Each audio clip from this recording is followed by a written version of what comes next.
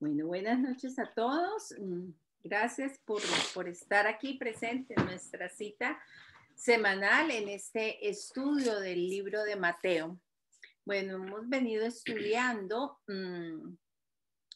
Mateo. La semana pasada terminamos el capítulo 5, donde estuvimos hablando de ese capítulo 5 lo dividimos como en tres partes, siendo que teníamos los estatutos de felicidad, que fueron las bienaventuranzas, los estatutos de responsabilidad, donde hablamos de ser sal y ser luz, y los de autoridad, que fue los que vimos la semana pasada, como vimos cuando Jesús dio el verdadero significado de la ley, ¿no? De la ley de Moisés, donde a grandes rasgos pues vimos que odiar era igual que matar, que mirar a una mujer con codicia era lo mismo que adulterar, que el divorcio se podía dar, pero igual la persona no se podían volver a casar con otras personas. También hablamos de los juramentos, donde Jesús nos insta a decir que tu sí sea sí y que tu no sea no, o sea, ser como radicales en eso. Y también el amar a los enemigos. Hoy en el capítulo 6 estaremos viendo también otro grupo de estatutos. También este capítulo 6 lo vamos a dividir en estatutos. La primera parte, que va de los versículos 1, perdón, de los capítulos 1 al 18. Versículos. De los versículos, perdón. Mateo 6, del 1 al 18. A este grupo de versículos los vamos a llamar los estatutos de sinceridad. Entonces, si quieren me acompañan en sus Biblias. Yo tengo aquí, voy a leerlo todo y luego vamos a ir desglosando. Entonces, Mateo 6, 1 al 18. Dice así: el dar a los necesitados. Cuídense de no hacer sus obras de justicia delante de la gente para llamar la atención. Si actúan así, su Padre que está en el cielo no les dará ninguna recompensa. Por eso, cuando des a los necesitados, no lo anuncies al son de trompeta como lo hacen los hipócritas en las sinagogas y en las calles para que la gente les rinda homenaje. Les aseguro que ellos ya han recibido toda su recompensa. Más bien, cuando des a los necesitados, que no se entere tu mano izquierda de lo que hace la derecha, para que tu limosna sea en secreto. Así tu Padre, que ve lo que se hace en secreto, te recompensará. La oración. Cuando oren, no sean como los hipócritas, porque a ellos les encanta orar de pie en las sinagogas y en las esquinas de las plazas para que la gente los vea. Les aseguro que ya han obtenido su recompensa. Pero tú, cuando te pongas a orar, entra en tu cuarto, cierra la puerta y ora a tu Padre que está en lo secreto. Así tu Padre que ve lo que se hace en secreto te recompensará. Y al orar, no hablen solo por hablar, como hacen los gentiles, porque ellos se imaginan que serán escuchados por sus muchas palabras. No sean como ellos, porque su Padre sabe lo que ustedes necesitan antes de que se lo pidan. Ustedes deben orar así: Padre nuestro que estás en el cielo, santificado sea tu nombre. Venga tu reino, hágase tu voluntad en la tierra como en el cielo. Danos hoy nuestro pan cotidiano. Perdona nuestras deudas, como también nosotros hemos perdonado a nuestros deudores. Y no nos dejes caer en tentación, sino líbranos del maligno, porque si perdonan a otros sus ofensas, también los perdonará a ustedes su Padre Celestial. Pero si no perdonan a otros sus ofensas, tampoco su Padre les perdonará a ustedes las suyas. Para terminar, el ayuno. Cuando ayunen, no pongan cara triste como hacen los hipócritas, que demudan sus rostros para mostrar que están ayunando. Les aseguro que estos ya han obtenido toda su recompensa. Pero tú, cuando ayunes, perfúmate la cabeza y lávate la cara, para que no sea evidente ante los demás que estás ayunando, sino solo ante tu Padre que está en lo secreto. Y tu Padre que ve lo que se hace en secreto, te recompensará. Bueno, allí terminamos con el versículo 18. Entonces, para darle un mejor entendimiento a eso, tenemos que identificar qué tema tienen en común estos pasajes que acabamos de leer. Entonces, lo que podemos ver en común, el tipo de personas que se describe en cada uno de estos párrafos, es el de la hipocresía. Dice, y es allí como Jesús nos advierte contra la hipocresía y nos insta a cultivar una característica contraria a la hipocresía, que es la sinceridad. Por eso a este grupo de versículos de esta parte de Mateo los hemos llamado los estatutos de sinceridad. La palabra sincera, esta palabra mi esposo alguna vez nos comentó, no recuerdo si en una prédica o en un estudio. La palabra sincera tiene esa raíz o sea, está dividida en dos partes, es sin y aparte cera, o sea, que no tiene cera. ¿Por qué? Porque en los tiempos antiguos los alfareros tapaban con cera las grietas en sus vasos y luego los pintaban. Y así era como cubrían los defectos de las piezas que estaban haciendo y pues podían conseguir un mejor precio. Pero ¿qué creen? Que pasado el tiempo esa cera se caía y ahí aparecían las fallas. Entonces, para entender esto, esa parte, podemos también mirar que los sinónimos de la palabra sincero. Y como sinónimos de esa palabra tenemos que es franco, veraz, honrado, transparente. Esos son sinónimos de sinceridad.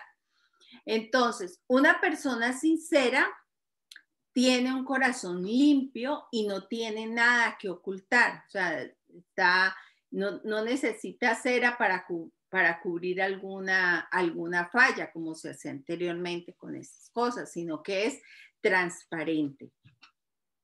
Y esa persona que no tiene nada que ocultar es algo como contrario a lo que es la hipocresía, porque la hipocresía es fingir ser lo que no se es. Pero es como tener una máscara que oculta el verdadero ser por otro falso. O sea, yo soy mal encarado, pero me pongo una máscara y doy a entender otra cosa que no es. Entonces, la palabra, en resumen, un hipócrita finge algo a la vista de otros para impresionarlos, pero es lo contrario a lo que hay en su corazón. Y recordemos que Dios no se fija en nuestra apariencia física, Dios lo que ve es nuestro interior, ve nuestro corazón. Mire que en lo que estábamos hablando ahorita, en lo que leímos, en este grupo, Jesús da 3 ejemplos básicos entre la diferencia entre la sinceridad que debe tenerse en su reino y la hipocresía que practicaban los fariseos y los escribas. Entonces, ¿en qué se radica? El primer grupo nos hablaba de aquel que da limosna. El segundo, el que ora, y luego el que ayuna. Pero Jesús allí mismo, en los mismos versículos, también nos habla de esa recompensa, que también la marca en los 3 versículos. Entonces, si nosotros vemos claramente, vamos al versículo 4, como Jesús marca y dice,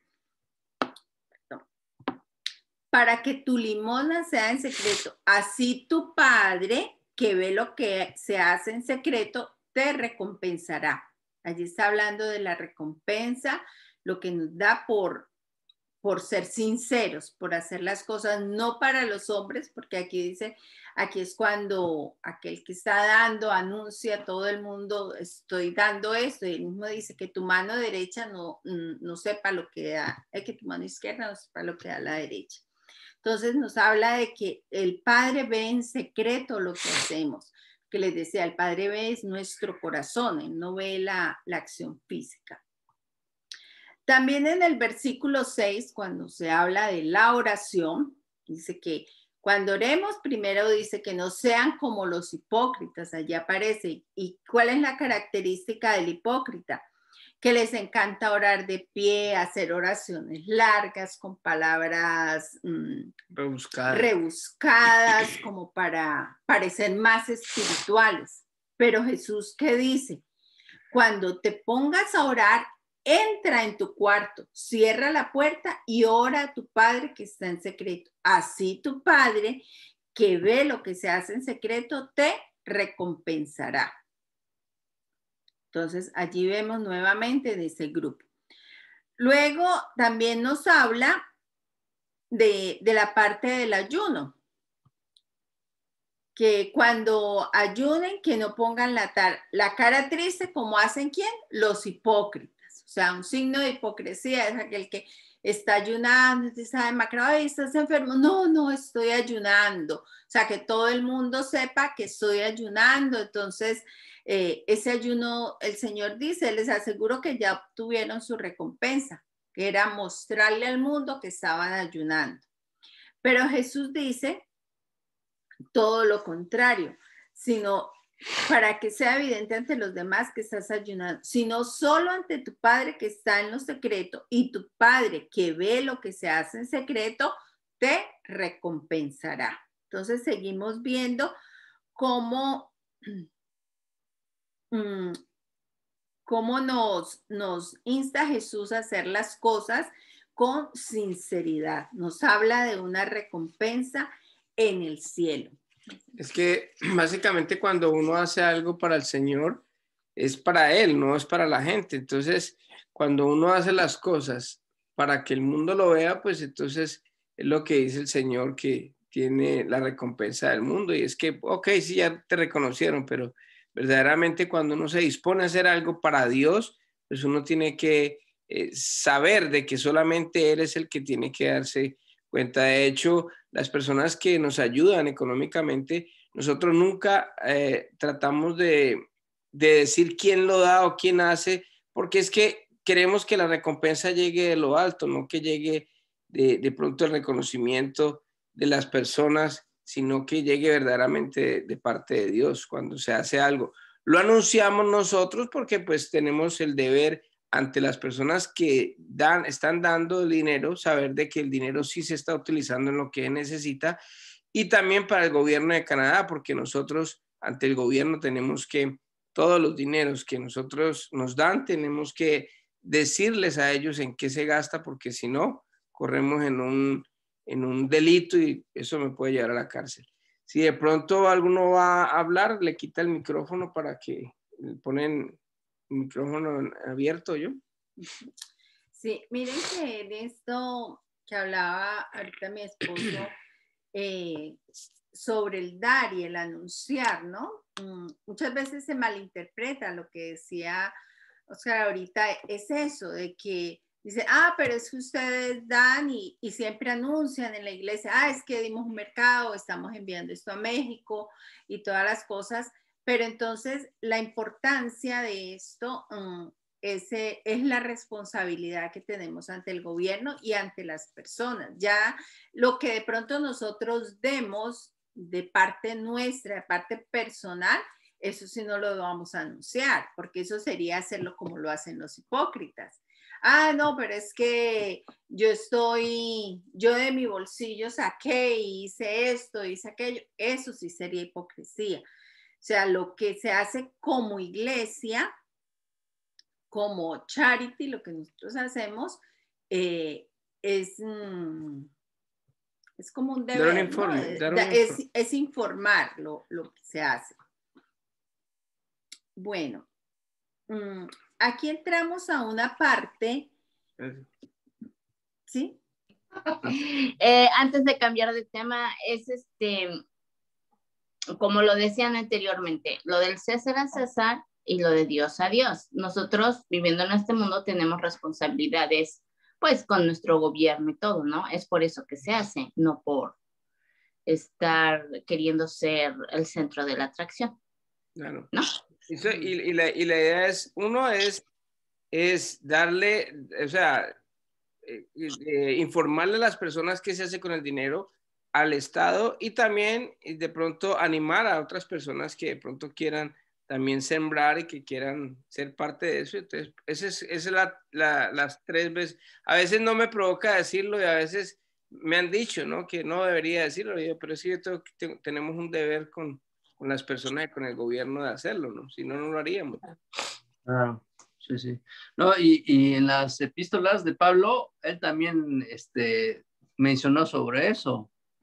Él reunía dinero y ayudaba, él decía, ayudamos a los hermanos de tal X iglesia en tal lugar. Él decía eso, Pablo, más no especificada la cantidad de cuánto era, ¿sí? O quién daba más, quién daba menos, exacto, ¿no? pero él en muchas de sus epístolas, Pablo mencionaba que ayudaba a muchas iglesias, recolectaba dinero para aquellos hermanos de X iglesia que tenían mayor necesidad. Y en la Biblia también encontramos muchos ejemplos sobre eso, ¿no? Cuando aquel hombre va y se ufana de todo lo que da y la pobre mujer que da las moneditas, aquellas que suenan y claro, al sonar entonces todo el mundo voltea a mirar, pero ella estaba dando de su corazón todo lo que tenía. En cambio, de pronto el otro rico daba algo que le sobraba. De hecho, el Señor la exaltó, dijo, esta dio más que todos, porque no es la cantidad, sino con el corazón que se da. Y volvemos a lo mismo, ¿no? Allí el mismo Jesús dice, yo les aseguro que el que está haciendo las cosas así tiene su recompensa. ¿Por qué? Porque lo hace para que la gente lo vea. Entonces, si la gente lo está viendo, bueno, ya obtuvo lo que buscaba. Pero cuando uno hace las cosas para Dios, a uno le interesa es que sea Dios que lo vea y Él ve nuestro corazón. Él no está viendo el momento en que metemos la mano al bolsillo, damos los billetes, no, Él ve la intención que hay en el corazón, con qué motivación se hace. Bueno, continuando, en estos estatutos de sinceridad tenemos algo muy importante para nosotros y es la oración que Jesús nos enseñó, esa oración del Padre Nuestro. Realmente allí hay muchas cosas por resaltar, muchas cosas que debemos tener en cuenta de ese modelo de oración. Recuerden que no es la oración que debemos hacer por hacer, sino que es un modelo, que de ella extractamos muchas cosas y queremos mirar un poco como más a fondo esta parte y mirar que lo que debemos tener en cuenta cuando oramos este modelo de oración, cuando aplicamos este modelo en nuestras oraciones. Dice, primero que todo, nosotros vemos allí que se exalta a Dios como nuestro Padre y que está en el cielo. La primera parte dice, Padre nuestro que estás en el cielo. O sea, aquí estamos mirando de que tenemos es un Padre celestial y no un Padre terrenal. O sea, lo estamos llamando Padre, pero también estamos identificando dónde está. O sea, de entrada lo primero que tenemos que hacer al momento de orar es saber a quién le hablamos y dónde está. No es lo mismo yo hablarle a mi esposo que está aquí a mi lado que hablarle a Dios que está en el cielo, que está por encima de nosotros. Es empezar por esa parte, por reconocer a quién le hablamos y dónde está. Estamos hablándole a nuestro Padre, pero no al Padre terrenal, sino a nuestro Padre celestial. Cuando nosotros seguimos mirando esta oración, aquí podemos encontrar dos grupos de peticiones. Si nosotros leemos detenidamente, vamos a encontrar, vamos a poder sacar de ella dos grupos de peticiones. El primer grupo de peticiones de esta parte es para Dios. Miremos muy bien. Entonces, dice, que su nombre sea santificado. Padre nuestro, volvemos y lo leemos. Padre nuestro que estás en el cielo. Entonces ya sabemos que se trata de nuestro Padre, de nuestro Creador y que está en el cielo. Dice, santificado sea tu nombre. Cuando nosotros le damos, santificar es como darle honor, hablarle con honor, saber que Él es el que todo lo merece. O sea, no es cualquier persona, no es alguien aquí en la tierra, es una persona que merece honor, que su nombre sea exaltado, sea honrado. ¿Y cuál es la mejor forma de nosotros honrar a Dios y honrar ese nombre? Es por medio de la obediencia. No solo con palabras, no solo con acciones, sino con la obediencia. Luego dice, venga a nosotros tu reino. Cuando nosotros decimos, venga a nosotros tu reino, lo que nosotros estamos pidiendo es que su reino se establezca primero en mi vida. No le estoy diciendo, venga a Burlington tu reino. No, porque para llegar a Burlington primero tiene que llegar a mi corazón, a mi vida. Y de pedirle que ese reino venga es quererle decir que tus normas, tu forma de hacer las cosas se establezca en mí, que tú seas mi rey, que seas tú quien gobierne. En un reino, el que establece las normas es el rey. Entonces, cuando yo digo que venga tu reino, es a mi vida y que seas tú ese rey. Pero también dice que se haga tu voluntad, no la mía. O sea, si yo le digo, venga a mí tu reino y hágase tu voluntad, o sea, quiero hacer las cosas como tú me dices, como tu palabra me lo enseña, como yo lo estudio, como lo he vivido, como lo he estado estudiando. Ah, que a ti no te gusta la mentira, que tú detestas esto. Ah, bueno, entonces eso va a salir de mi vida porque lo que yo quiero es vivir conforme a tu voluntad. Saber que lo que Él tiene para mí es mucho mejor. O sea, saber distinguir eso, saber que su voluntad es mejor que lo que yo anhelo, que lo que yo quiero para mi vida puede ser seguir este camino, pero Dios dice, no, es que yo a ti te preparé para que vayas por este otro camino. Entonces, si yo le digo a Él que se haga tu voluntad, es seguir el propósito y lo que Él quiere para mí. Reconocer, primero que todo, que Él sabe y Él ve mucho más allá que yo. Es como con nuestros hijos. Yo algunas veces se los he dicho a ustedes en charlas o en prédicas.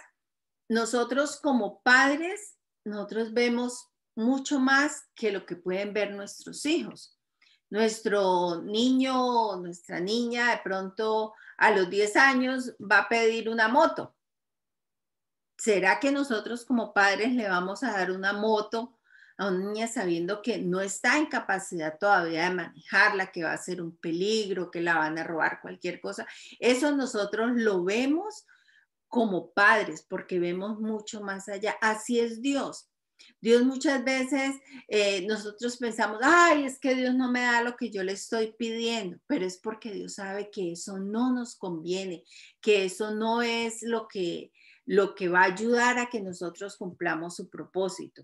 ¿Por qué? Porque Él ve mucho más allá. Así como nosotros como padres podemos ver los peligros a los que se enfrentan nuestros hijos si los dejamos hacer X o X o Y cosa, asimismo Dios sabe también más que nosotros. Entonces, cuando nosotros estamos orando este modelo de oración, primero estamos reconociendo que Dios es nuestro Padre, que está en el cielo, que está por encima de mí, que tiene un mejor panorama de lo que yo puedo ver, porque yo sí mucho puedo ver al frente, mirar a los laditos, pero Dios tiene un círculo mucho más amplio para ver de mi vida.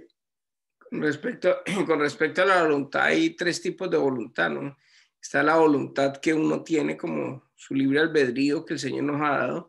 Nosotros podemos hacer nuestra voluntad y es lo que casi siempre hacemos, ¿no? De hecho, hablándolo en términos groseros o burdos, sería yo hago lo que se me dé la gana, o sea, mi voluntad. Está la voluntad del mundo o de otras personas. Muchas veces nosotros somos llevados a hacer lo que la gente dice y a veces nosotros, nuestra falta de carácter hace que nosotros cometamos muchas veces no solamente pecados, sino que dejamos que la gente maneje nuestra vida o el mundo por vergüenza, por el qué dirán, porque no quiero problemas con nadie. Entonces me dejo llevar, como dice la misma palabra de Santiago, como las olas del mar, para allá y para acá. Entonces, ¿cuál de las tres voluntades? Ahí está la voluntad de Dios. Entonces, ¿cuál de las tres debo llevar? En estos tiempos tan difíciles que estamos viviendo, que cada día se escucha menos de Dios, hay menos gente interesada en Dios, se le ha dado la espalda a Dios, la voluntad de Dios no se ve por ningún lado, sino que antes, por el contrario, la voluntad de Dios va en contra de todas las cosas que hoy se ven en el día. Y ya uno es anticuado, uno ya es pasado de moda, uno ya es aburrido porque es que hace la voluntad de Dios, y el que está ahí, no el que está chévere, es el que hace las cosas del mundo, el que está a la moda, ¿no? Es que eso era antes antes cuando usted estaba joven, ahorita ya no trata. Entonces, cuando uno maneja las cosas conforme a la voluntad de Dios, tiene uno mucha oposición. Y por eso es que es tan duro a veces hacer la voluntad de Dios, de criar a los hijos con la voluntad de Dios es difícil. A mí personalmente, cuando mis hijas estaban solteras, las invitaban a discotecas. Una vez invitaron a Angelita a una discoteca a Toronto con 14 años. Y le dije, ¿qué? Y se enojaron conmigo porque yo no la dejé ir. Hasta inclusive gente que iba a la iglesia me decía que yo era muy anticuado, que yo era muy garra, creo que es un término colombiano, garra, no sé qué es, pero que yo era muy garra, que porque no dejaba que las niñas, que mi hija de 14 años no fuera a una discoteca a Toronto.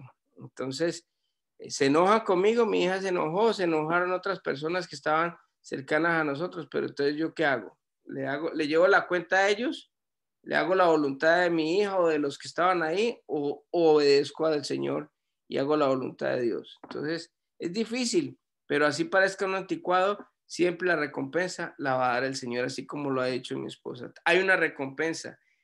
Vas a parecer anticuado, vas a parecer aburrido, vas a parecer lo que sea, pero hacer la voluntad de Dios tiene sus recompensas y tiene sus beneficios. Amén, así es. Entonces, volviendo a este grupo de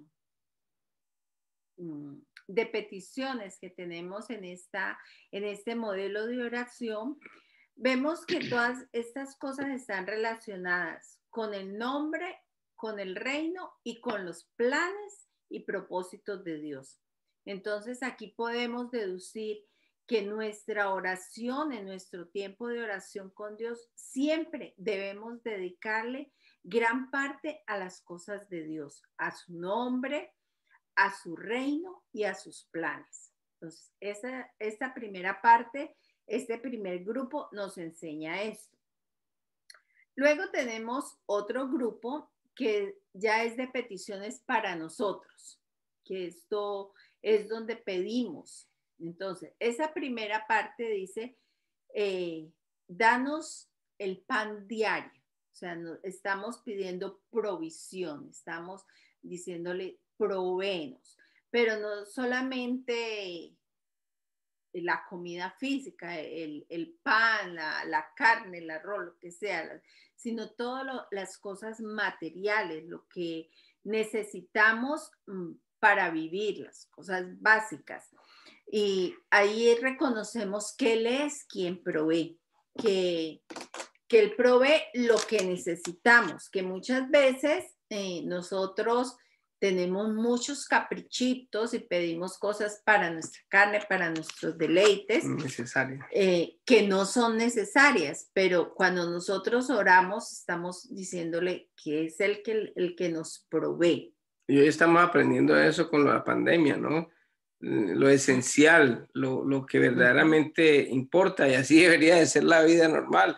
De hecho, yo creo que ahora estamos gastando menos dinero que antes, porque anteriormente uno salía al mall y compraba cosas que muchas veces no las necesitaba. Como ahorita no pueden ir, entonces pues se ahorra esa plática uno. Así que estamos viviendo como el plan de... Sí, sí, con lo necesario. Con lo necesario, lo indispensable. Entonces, ya vemos, esa es la primera petición hacia nosotros. Luego dice que perdone nuestras ofensas, los pecados que hemos cometido en contra de otros, pero también haciendo la salvedad que así como Él nos perdona, nosotros también debemos perdonar. Entonces ahí estamos pidiendo también para nosotros. Aquí no estamos poniendo, ya este grupo, recuerden, es para las peticiones nuestras. Por último, en este grupo también pedimos que nos proteja de la tentación y del mal, que cuando seamos tentados, Dios nos guarde para no llegar al pecado. Entonces, vemos la parte de arriba es las peticiones para Dios, para su nombre, su reino y su propósito. En esta segunda parte estamos pidiendo para nosotros nuestras necesidades básicas, el perdón de nuestros pecados y la protección alejándonos del mal. Mire que hay una cosa que tenemos que tener en cuenta, y es que el Señor ahí en la oración del Padre Nuestro lo dice, y líbranos, o sea, que no nos dé o que no nos caiga tentación. Ahí no está diciendo líbranos, o más se malinterpreta, líbranos de la tentación, no. O sea, líbranos de caer en tentación. Pero la tentación va a llegar siempre y el Señor la permite porque, en cierto modo, el Señor tiene un propósito también. A pesar de que la tentación viene del enemigo, el Señor tiene un propósito en eso para hacernos madurar a nosotros. De hecho, a Pedro le dijo una vez, Pedro, Satanás ha pedido zarandearte y yo oro para que tú te mantengas firme y para que no vayas a caer en el momento de que él iba a negar 3 veces. Entonces, es algo que tenemos que tener en cuenta, o sea, darnos fortaleza, pero la tentación va a venir siempre. Siempre vamos a vivir, mientras estemos en este mundo, vamos a sufrir de tentaciones, vamos a sufrir de muchas cosas que el enemigo va a querer que nosotros seamos para no hacer la voluntad de Dios, sino la voluntad del enemigo cuando caemos en la tentación. Entonces, es una forma como de, ¿qué hago yo? ¿Caigo o no caigo? Entonces, por eso pedirle al Señor fortaleza, discernimiento, ¿para qué? Para no caer en esa tentación que el enemigo a toda hora va a querer que nosotros caigamos. Miren que en esta parte de estas peticiones para nosotros se manifiesta y se puede ver la Trinidad en sí unida, porque cuando hablamos del pan, o sea, de la creación, de la provisión, eso viene de Dios Padre. Él fue el que creó, Él es el que nos provee todo. También tenemos la parte del perdón, que es esa redención salvadora. ¿Quién es el Redentor? ¿Quién fue que vino a redimirnos, a salvarnos? Es la parte de Jesús, esa parte física de Jesús. Cuando hablamos de la protección de Satanás, estamos hablando de esa llenura y el poder del Espíritu Santo. Entonces allí está manifestada la Trinidad. Vemos a Dios como nuestro proveedor, a Jesús como nuestro Redentor y al Espíritu Santo como esa parte que nos protege, que está allí, lo que decía ahorita mi esposo acerca de Pedro, cuando el Señor le dice que te mantengas firme, que es lo que pide, que el Espíritu esté allí ayudándolo, y eso es lo que nosotros también debemos saber. Cuando nosotros recibimos a Jesús como nuestro Señor y Salvador, sabemos que el Espíritu de Dios viene a morar en nosotros. Entonces allí ya estando el Espíritu, muchas veces nosotros lo aquietamos y lo dormimos o lo acallamos. Pronto el Espíritu Santo nos está diciendo, hey, pilas con esto, no hagas eso, pero sí, y ya nos entra por aquí, salimos y terminamos haciendo nuestra voluntad. Pero el Espíritu Santo está haciendo su trabajo. Entonces, este modelo de oración, como él dice, Jesús mismo nos dice que no hagamos vanas repeticiones. Y muchas veces tomamos, sí, voy a orar, y nuestra oración es el Padre Nuestro. Pero lo estamos haciendo a conciencia, diciendo realmente estamos reconociendo a Dios, estamos reconociendo su reino, estamos reconociendo su propósito, estamos pidiendo para nuestras necesidades básicas, estamos pidiendo por esa protección, por ese perdón, como realmente lo debemos hacer. O simplemente, bueno, pues así dijo Jesús que oráramos, entonces oremos así. Entonces tenemos que tener en cuenta, muy en cuenta, todas estas cosas en el momento de nuestra oración, que no sea algo que hagamos por hacer, o como se convierte muchas veces la oración, por decir algo, al momento de comer. Gracias, Señor, por estos alimentos, proveer, lo hacemos ya como tan repetitivo, tan mecánico, que realmente uno no le da la importancia que debería darle. Quería hacer un paréntesis. Esta semana escuché algo y me llamó mucho la atención de una psicóloga. Le llevan un paciente que ha entrado como en depresión, y dice, no, pues ven, claro, sí, llega y lo atiende, pero resulta que el señor es ciego. Y con esto de la pandemia y la ceguedad y todo esto, ella le dice, bueno, para empezar, yo quiero que pienses, es más, te lo voy a dejar de tarea.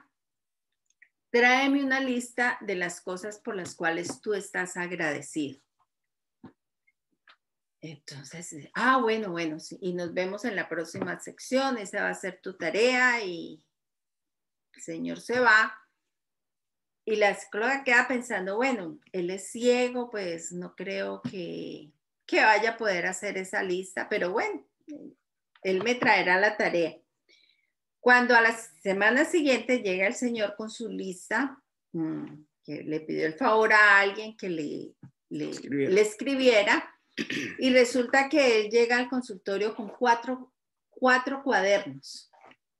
Entonces le dice, aquí está mi tarea. Y ella le dice, pero ¿por qué me traes 4 cuadernos? Y dice, usted me pidió una lista de las cosas por las que yo estoy agradecido, y realmente me ha servido mucho, de verdad. Usted viera cómo me ha cambiado el hacer esta tarea. Entonces ella dice que ella empezó a leer, abrió el primer cuaderno, y en la primera página empieza a leer, yo estoy agradecido porque me acabo de levantar de una cama caliente. Fui al baño y estoy agradecido porque había agua en la ducha. Estoy agradecido porque tuve una toalla para secarme. Estoy agradecido porque tuve ropa que ponerme. Y ella empezó a leer y a leer, y veía tantas cosas que decía realmente la que estoy enferma soy yo, porque yo estoy tan acostumbrada a tener todo esto que yo nunca he agradecido por esto. Y de hecho ya perdí el cliente porque salió también de esto que no volvió. Entonces muchas veces nosotros hacemos las cosas como tan mecánicamente, y no nos detenemos realmente a pensar y agradecerle a Dios en nuestra oración por cosas básicas, por cosas elementales. Nosotros solamente queremos llegar y darle gracias a Dios porque nos dio lo que queríamos, la casa, el carro, el trabajo, pero no nos detenemos a ver las pequeñas cosas que nos da día tras día. Y eso es algo que debemos tener en cuenta en nuestras oraciones. Este ejemplo me puso a reflexionar mucho porque en verdad uno muchas veces no le dice a Dios lo que realmente debemos de decirle. Nos limitamos a hacer las cosas mecánicamente. Hacemos una oración a la hora de la comida, gracias por los alimentos, pero no le damos ni siquiera las gracias por decir gracias porque podemos comerlo. Mi suegra siempre me decía, a veces yo le decía, ay no, doña Delia, yo no quiero comer eso. Me dice, no, hay que comer porque hay quien tiene y no puede, y hay quien puede y no tiene, y usted tiene las dos cosas, tiene y puede, entonces coma de todo. Yo siempre recuerdo eso que ella me decía. Entonces son cosas que a uno se le olvidan fácilmente de agradecer. Entonces, esta oración, este modelo de oración que Jesús nos dejó, pongámoslo en práctica.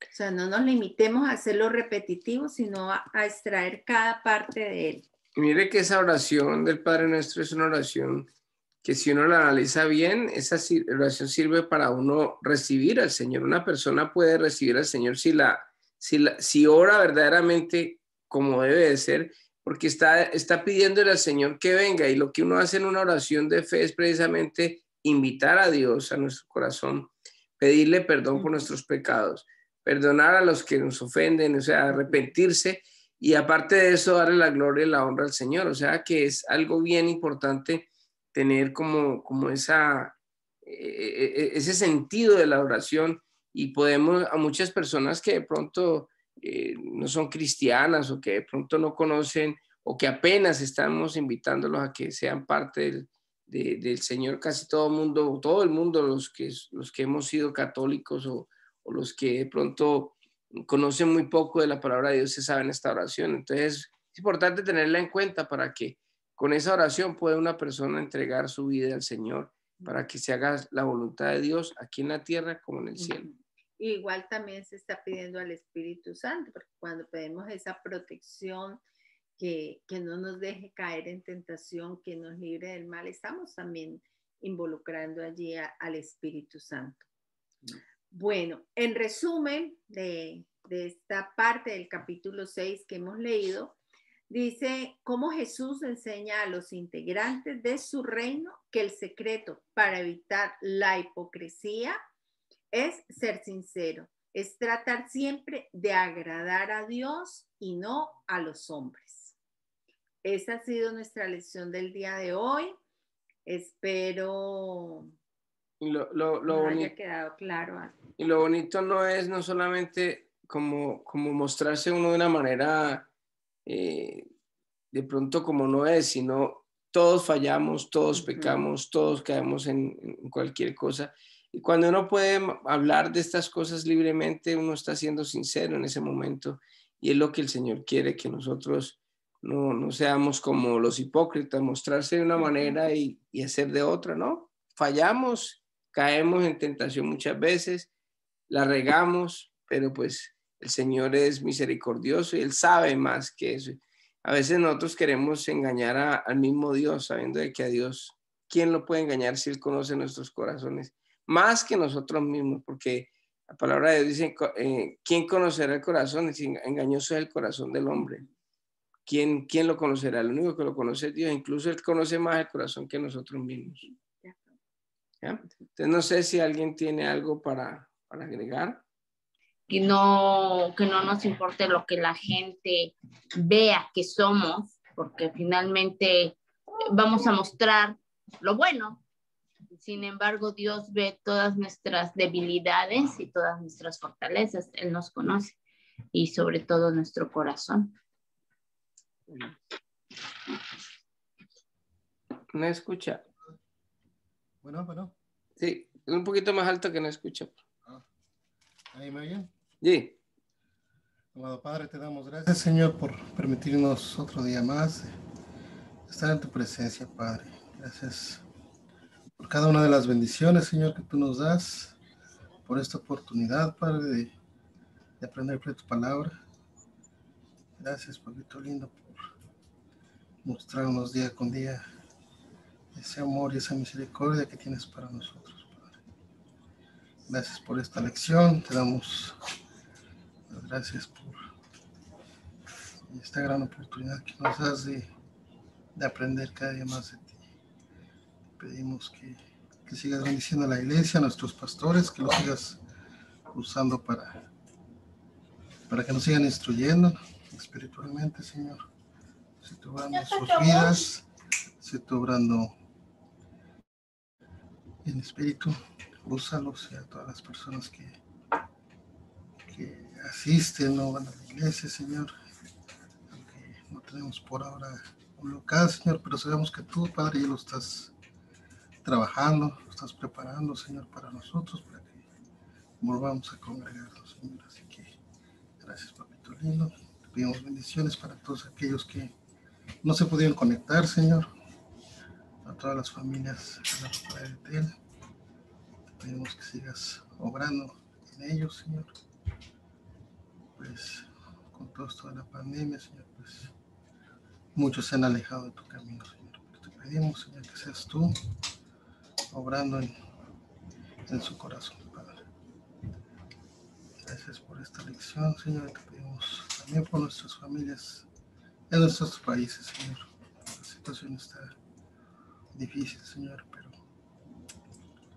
tú todo lo puedes, Padre. Así que gracias también por cuidar de la salud de muchas personas. Gracias, Papito, en el nombre de Jesús. Amén y amén. Amén.